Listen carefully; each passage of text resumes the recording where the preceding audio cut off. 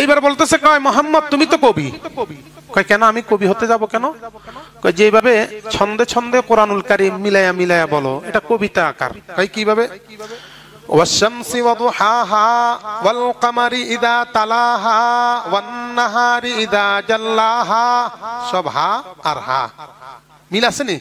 মিল আছে। কুল হুয়াল্লাহু আহাদ আল্লাহুস সামাদ লাম ইয়ালিদ ওয়া লাম ইউলাদ ওয়া লাম ইয়াকুল লাহু কুফুয়ান আহাদ। আসেনি দাল আসেনি? আছে না নাই? আছে। কবিতার মতো। তাব্বাত ইয়াদা আবি লাহাবি ওয়া তাব্বা মা আগনা আনহু মালুহু ওয়া মা কাসাবা। মিল আসেনি? আছে। প্রত্যেকটা সূরার সাথে মিল।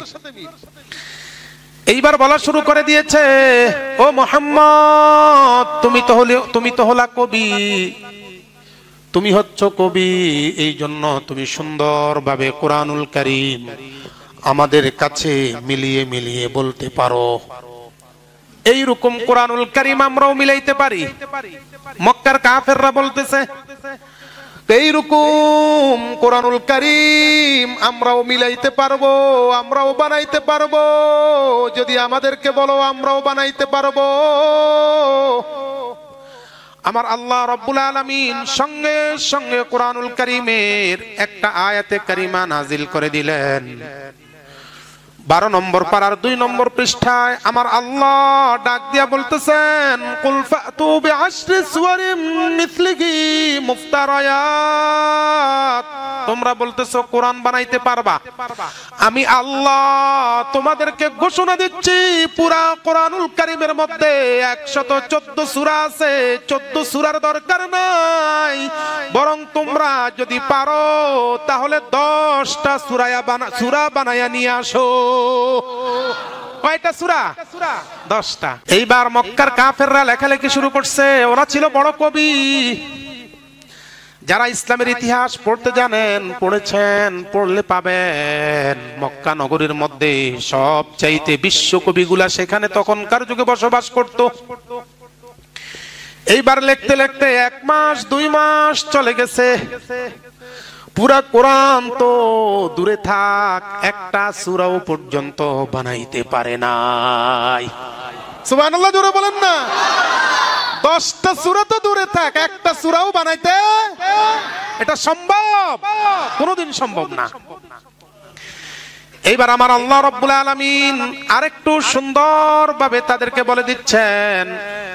সূরা বাকারার 31 নং আয়াতে কারিমায় আমার আল্লাহ বলতেছেন, ওয়া ইন কুনতুম ফি রাইবিম মিম্মা নাযালনা আলা আবদিনা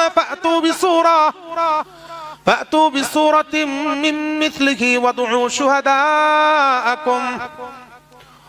ও মক্কার কাফেরেরা শুনে নাও, তোমাদেরকে 10টা সূরা বানানোর কথা বলা হয়েছে। 10টা সূরা তোমরা বানাইতে পারবা না, এটা আমি ভালো করে জানি। যদি তোমরা সক্ষম হও, তোমাদের যদি বুকের পাটা থাকে, তাহলে 10টা সূরার দরকার নাই, তোমরা একটা সূরা বানায়া নিয়ে আসো। 1 মাস 2 মাস চলে যাচ্ছে, সূরা বানাইতে পারে না। এবার আমার আল্লাহ রাব্বুল আলামিন আরেক আয়াতে কারিমা নাযিল করে দিচ্ছেন, ওয়াদউ মান ইসতাতা'তুম মিন দুনিল্লাহ ইন কুনতুম সাদিকিন। আল্লাহ রাব্বুল আলামিন বলতেছেন, পৃথিবীর মানুষ মনে রেখো, আমি জানি তোমরা 10টা সূরা পারবা না, এরপরে দিলাম একটা সূরা বানাইবার, তারপরেও তোমরা সূরা বানাইতে পারবা না। এইবার আমি ঘোষণা দিচ্ছি, একটা সূরা বানাও। একা একা বানানোর দরকার নাই। পৃথিবীতে যত কবি আছে, যত সাহিত্যিক আছে, যত ভাষাবিদ আছে, সমস্ত ভাষাবিদ কবিদেরকে তোমাদের সাথে সংযোগ করে নাও। সবাই রে নাও। কারে নাও? যত কবি আছে সবাই একসাথে নাও, তারপরে একটা সূরা বানাও। কয়টা সূরা? একটা। তৎকালীন পদ্ধতি ছিল, যখন কাউকে চ্যালেঞ্জ করা হতো, আমাদের দেশে এখন যদি চ্যালেঞ্জ করা হয় তাহলে পত্রিকায় দিয়া দেয়, অমুক ব্যক্তিকে চ্যালেঞ্জ করেছে, পত্রিকা দেয়। তখনকার যুগে ছিল কেউ যদি কারো জন্য চ্যালেঞ্জ করত তাহলে বাইতুল্লাহর দেওয়ালের মধ্যে টানায়া দিত, অমুক ব্যক্তিকে চ্যালেঞ্জ করেছে। এইবার বাইতুল্লাহর মধ্যে আল্লাহর হাবিব একটা সূরা লাগায়া দিবেন, এই সূরার মতো যদি পারো সূরা লিখে নিয়ে আসো। ওই সূরাটা কি? ইন্না আ'তাইনাকাল কাউসার ফাসাল্লি লিরাব্বিকা ওয়ানহার ইন্না শানিআকা হুয়াল আবতার। জোরে বলেন আল্লাহু আকবার। এই সূরাটা দেওয়া হয়েছে আর বলা হচ্ছে, ও কাফেরের দলেরা, ও মক্কা নগরীর মানুষেরা, তোমাদেরকে ঘোষণা দেওয়া হলো। প্রথমে দেওয়া হয়েছে 10টা সূরা, এরপরে দেওয়া হয়েছে একটা বড় সূরা। আমি জানি তোমরা পারবা না। এইবার আমার আল্লাহ আরশ আজিম থেকে ঘোষণা দিয়েছেন, যদি পারো সূরা কাউসারের সমান একটা সূরা লিপিবদ্ধ করে নাও। এইবার লেখালেখি শুরু হয়ে গেল। মক্কার কাফের বেঈমান মুশরিকরা বারবার লিখতেছে।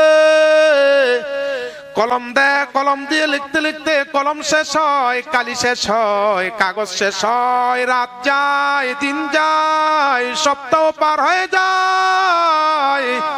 এরপরে 1 মাস পর্যন্ত পার হয়ে গেছে। একটি বারের জন্য মক্কার কাফেররা সূরা কাউসারের মতো একটা সূরা বানাইতে পারে না। তাহলে বোঝা গেল এই সূরা কাউসারের দাম আছে না নাই?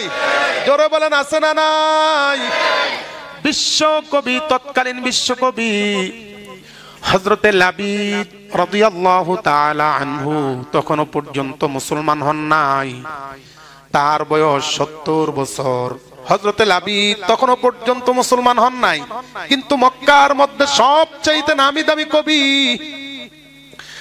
লাবিদ কাফের অবস্থায় রাতের বেলায় লিখতেছে, দিনের বেলায় লিখতেছে, দেখি একটা সূরা বানানো যায় কিনা, সূরা কাউসারের মতো সূরা বানানো যায় কিনা। লিখতে লিখতে অনেক দিন পর্যন্ত চলে গেল, লিখতে পারে নাই। তখন তিনি একটা সূরা লিপিবদ্ধ করেছেন, একটা সূরা। হযরতে লাবিদ তখনও পর্যন্ত কাফের, একটা সূরা লিপিবদ্ধ করেছেন, ঘোষণা দিয়ে দিয়েছেন, আমি একটা সূরা বানাইছি। সাঙ্গপাঙ্গরা মক্কার অলিতে গলিতে ছড়িয়ে দিয়েছে, আমাদের বিশ্বকবি লাবিদ একটা সূরা বানাইছে, মুহাম্মদের চ্যালেঞ্জ গ্রহণ করেছে, চ্যালেঞ্জে জিতে যাবে। মক্কার অলিতে গলিতে খবরটা প্রচারিত হয়ে গেল। যখন অনেক দিন চলে গেল, হঠাৎ করে ঘোষণা হয়ে গেল, আগামীকাল লাবিদ তার চ্যালেঞ্জের কবিতা বাইতুল্লাহর দেওয়ালের মধ্যে টানিয়ে দিবেন। এইবার আস্তে আস্তে লাবিদ সময় অনুযায়ী বাইতুল্লাহর দিকে যাচ্ছে, কবিতা টানায়া দিবে, সূরা কাউসারের মতো একটা সূরা বানাবে। একটা সূরা বানাইছে, এই সূরাটা নিয়ে বাইতুল্লাহর মধ্যে টানায়া দিবে। এইবার সূরাটা টানায়া দিছে, সূরাটা কি সুন্দর মতো সূরাটা লিখেছে, ইন্না আ'তাইনাকাল কাউসার ফাসাল্লি লিরাব্বিকা ওয়ানহার ইন্না শানিআকা হুয়াল আবতার। এক বাড়ায়া দিয়ে বলতেছে, লাইসা হাযা কালামুল বাশার। আল্লাহু আকবার। লাইসা হাযা কালামুল বাশার। বলতেছে পৃথিবীর মানুষ, মনে রাখো, আরশ আজিমের পক্ষ থেকে সূরা কাউসার নাজিল করে চ্যালেঞ্জ দেওয়া হয়েছে।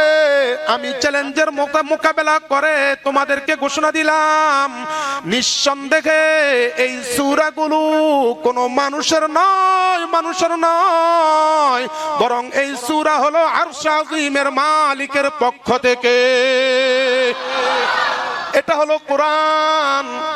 এই কোরআনকে ছিন্ন ভিন্ন করার জন্য দুনিয়ার মধ্যে মানুষেরা উঠে পড়ে লেগে আছে। সব যুগের মধ্যেই কোরআনের বিরোধিতা করছে না? সব যুগেই কোরআনের বিরোধিতা করে।